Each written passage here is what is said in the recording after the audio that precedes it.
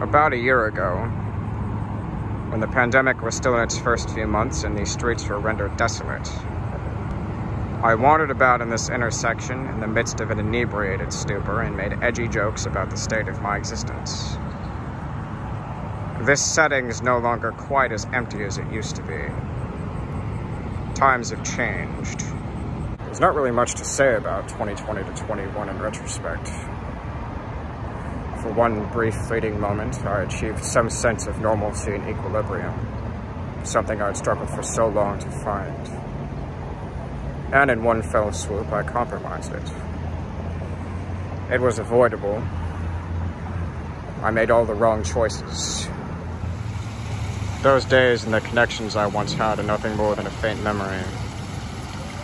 During that early morning stroll, I stood on the edge of this fountain and made some quip about life fucking you no matter how hard you try to make amends, and that all one can do is accept it. In my fairly limited experience, I've found that taking what one has for granted is a grave miscalculation. Because even if it's little, inevitably you'll wind up with nothing. Nothing, that is, except memories. Memories of those fleeting moments you enjoyed. Memories of friends and loved ones who you've left in your wake.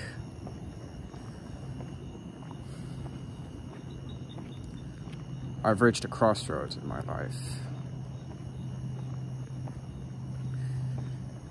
This has been the greatest test I've ever faced. I've yet to figure out why I've kept pushing on in spite of it. Perhaps the ambiguity in and of itself is what draws me. A sense that perhaps I'll achieve once again. I don't know how to continue this.